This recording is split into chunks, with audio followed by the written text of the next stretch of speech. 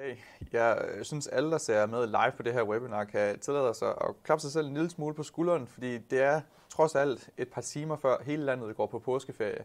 Så det er jo et fuldstændig sindssygt tidspunkt, vi har valgt at placere et webinar på. Ikke desto mindre, så har vi fået et rigtig fint antal tilmeldinger og rigtig mange, der sidder live med lige nu, og det synes jeg er super flot. Så tak, fordi du har lyst til at prioritere din forretning og dit kommende salg lige nu, hvor du kunne sidde med en påske eller være på vej på ferie. Det synes jeg, der er super fornemt. Dagens emne, det handler om, hvordan man gør op med den her lidt hårdere start, som e-handel har haft i 2022.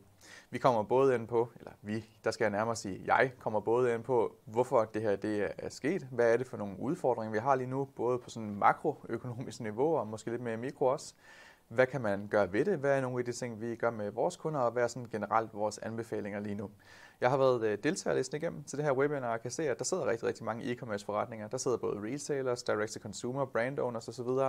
Og når jeg har valgt at tilmelde jer prioriteret at tage tid til at se det her, så er det nok fordi, I oplever lige nu, at det har været et svært Q1. Og det har været et svært Q1. Jeg har også nogle tal med på, hvor svært det i virkeligheden har været. Men der er også nogle silver linings i det, og nogle spændende muligheder i det. Så alt er ikke så skidt, som det kan se ud på overfladen. Det var oprindelig meningen, at vi skulle være 2 til dagens webinar. Vi har fået en enkelt sygemelding, så jeg kører solo i dag. Jeg hedder Halfdan og var med til at starte Obsidian Digital for snart 6 år siden. Har siddet som partner meget af tiden, og jeg har siddet som Head of Social tidligere, som 2 dygtige kollegaer har taget over på. Og det betyder, at jeg i dag bruger tid på blandt andet at lede nogle af vores lidt større projekter, lave rigtig meget af vores egen markedsføring og sørge for, at vi generelt er med på beatet, når der kommer nye muligheder fra Facebook eller Instagram, TikTok, Google Ads, hvad det nu er, som vi hjælper vores kunder med. Og det er også den forholdsvis operationelle tilgang, som ligger til grund for dagens webinar, hvor vi forsøger at tage en masse gode operationelle ting med, som du rent faktisk kan gå ud og gøre. Så der kommer til at være en lille smule teori, men der kommer også til at være en masse konkrete anbefalinger til, hvad du kan gøre for at komme ud af det her dødvande. Det er sådan, jeg sidder og læser med på kommentarer på min telefon ved siden af, så hvis du har nogle spørgsmål, så er du meget velkommen til at skrive under det her webinar, og så tager vi bare dem løbende. Det er jo en af fordelene med, at vi rent faktisk kører det her live. Så lad os lægge ud med dagens agenda. Jeg har de her 6 overordnede punkter, jeg gerne vil igennem. Hvad vi ser lige nu, altså hvordan er udviklingen, om lidt et teoretisk fundament for, om man overordnet til gå op eller ned i krisetider. Hvad kan vi gøre helt overordnet lige nu? Noget om SEO, hvordan man bygger en voldgrav til næste gang, så man står bedre rustet, fordi selvfølgelig kommer det her til at ske igennem. Og hvad er det for nogle kanaler, vi kan aktivere, når Facebook og Instagram måske ikke skaber de resultater, vi rigtig gerne vil se. Så lad os starte med, hvad ser vi lige nu? Jeg har lavet en sjov afstemning i en Facebook-gruppe for nylig. Det er sådan, vi har et podcast, der hedder Marketing Brief, sammen med Emil Christensen fra Sleeknote. Vi har snart lavet 500 episoder over de sidste 4 år, og der har vi en Facebook-gruppe, der hedder Marketing Brief VIPs. I den her Facebook-gruppe, der lavede vi en lille afstemning, hvor jeg spurgte folk, oplever I generelt en afmatning i e-handel lige nu? Og det var cirka 9 ud af 10, der svarede på den afstemning. Vi havde små 100 svar. Der sagde jeg, ja, vi oplever faktisk en afmatning lige nu. Der var cirka 1 ud af 10, der ikke oplevede en afmatning, og et stort tillykke til dem. Men 9 ud af 10, de oplevede en eller anden form for afmatning. Det sjove, det var så, hvad folk rent faktisk gjorde ved det, fordi det var også en del af spørgsmålet. Holder du de samme budgetter? Øger du dem, eller sænker du dem? Langt hovedparten, de holdt de samme budgetter, men der var faktisk flere, der havde øget deres budget for at kompensere for manglende effekt, end der havde sænket budgettet. Det er sådan en lille smule ironisk, fordi det bidrager på den korte bane til faktisk at gøre situationen værre. Ikke alene så har vi sådan lidt en manglende effekt her i første kvartal af 2022, men hvis folk så samtidig går ind og øger budgettet, så bliver det også dyrere, og så bliver vi ramt på 2 fronter lige pludselig. Vi har også lavet et udtræk blandt vores egne kunder for at få det data på. Grafen, jeg har til venstre på billedet her, det er et udtræk fra 12 forskellige ad accounts inden for fashion og lifestyle, som vi har lagt sammen og så lavet et udtræk på. Og der kan vi se, hvordan cost per acquisition siden starten af året har klatret sig op fra lidt over 100 kroner i gennemsnit til næsten lige under 300 kroner i gennemsnit. Bare stødt opad og rigtig stort spring i forbindelse med krigen i Ukraine, der startede. Det er det store spring på grafen, det er da Rusland invaderede Ukraine, som også er en af de udfordringer, vi har, også webshop økonomisk i øjeblikket. Så der er nogle ting, som går lidt mod os, og det er ret nemt at aflæse i vores tal. Vi har lavet en undersøgelse blandt rigtig mange af vores egne kunder. Jeg tror, vi har 194 kunder med i det her, hvor vi har kigget på, hvor meget har de solgt i første kvartal 2022 i forhold til første kvartal 2020.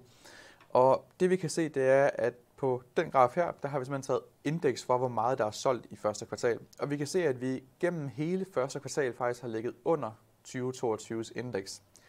Det betyder, at vi i absolutte tal har haft et mindre salg, end vi havde i 2022.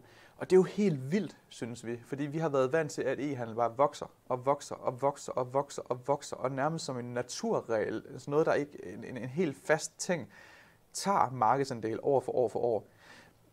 Det, der er sket, det er, at i 2021, der oplevede vi en eksplosiv vækst. Vi havde mange kunder, der vækstede 40, 60, 100, 200% på et år.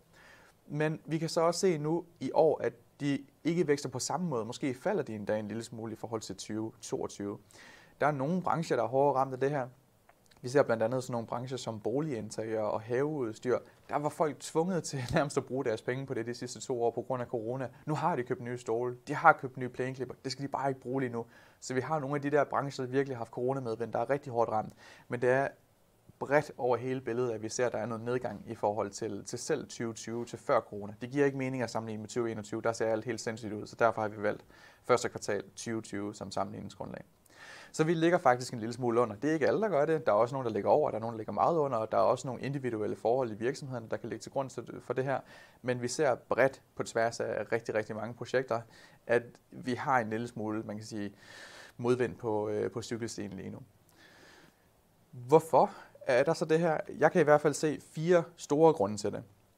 For det første, og den er rigtig stor, så er der manglende coronamedvind. Vi har haft mange kunder, som har e-commerce-mæssigt nyt godt af, at alle deres konkurrenter de har været lukket. Man har ikke kunnet rejse, så man har været tvunget til at bruge ens penge på ting i stedet for oplevelser. Folk har siddet derhjemme og egentlig haft understøttelse og alting. Folk har haft penge, har haft tid, været hjemme, ikke kunne bruge penge på andre ting. Det har givet rigtig meget medvind. Vi har nogle af de her kunder, der har vokset allermest over de sidste par år, som bare ikke oplever den samme vækst lige nu. Og det er ret nemt at se, at dem, der vandt meget på corona, det er faktisk også nogle af dem, der taber lige nu. Så der er helt sikkert en eller anden form for lag-effekt der. Så har vi også det, at iOS 14 stadig spørger. iOS 14, den her opdatering, som gjorde det sværere for sociale platforme at nå de rigtige brugere, den fik vi jo i april 2021. Og derfor så gælder iOS 14 stadig i den forstand, at opdateringen selvfølgelig ikke bliver trukket tilbage. Men når vi sammenligner et år tilbage, så sammenligner vi stadig en periode før iOS 14 med en periode efter iOS 14. Og det giver et skævt sammenligningsgrundlag. Så der er også nogle virksomheder, der sidder og kigger marts 2021, februar 2021 og tænker, hold da op, det gik da godt. Hvorfor gør det ikke det i 2022? Det var både fordi, at du havde en dobbelt så lang tilskrivningsperiode og meget bedre tilskrivningsmulighed, fordi at algoritmen ramte bedre, også fordi der var coronamedvind. Så der er sådan flere ting i det. Men indtil vi rammer maj, hvor vi begynder at kigge year over year, lige sammenligninger for så vidt angår iOS 14, så vil det her stadig være en faktor. Så har vi også det her faldende rådighedsbeløb på grund af inflation eller frygt for samme. Og jeg tror lige nu er det meget frygten for samme. Vi snakker rigtig meget om faldende rådighedsbeløb. Hvis man åbner dr.dk, så står der 2 ting. Den ene det er Ukraine, og det andet det er inflation. Det er sådan de helt store ting i øjeblikket. Vi ser aktiemarkedet falder en masse andre ting på grund af inflationsfrygt og stigende renter. Og selvom det her det ikke nødvendigvis rammer den enkelte dansker så hårdt endnu, der er nogen, der bliver ramt. Folk, der har et gasfyr, de er allerede blevet ramt. Folk, der køber ind i supermarkedet, de har allerede oplevet, at tingene er afsted. Men det er ikke engang alle, der er blevet ramt af det her, fordi folk, der får deres varmeregning kvartalsvis bagud, de bliver først ramt lige om lidt rigtig hårdt på det her. Men der er i hvert fald et reelt faldende rådighedsbeløb blandt den danske befolkning, også svenske og norske og tyske og engelske for den sags skyld. Og der er i hvert fald rigtig meget snak om det.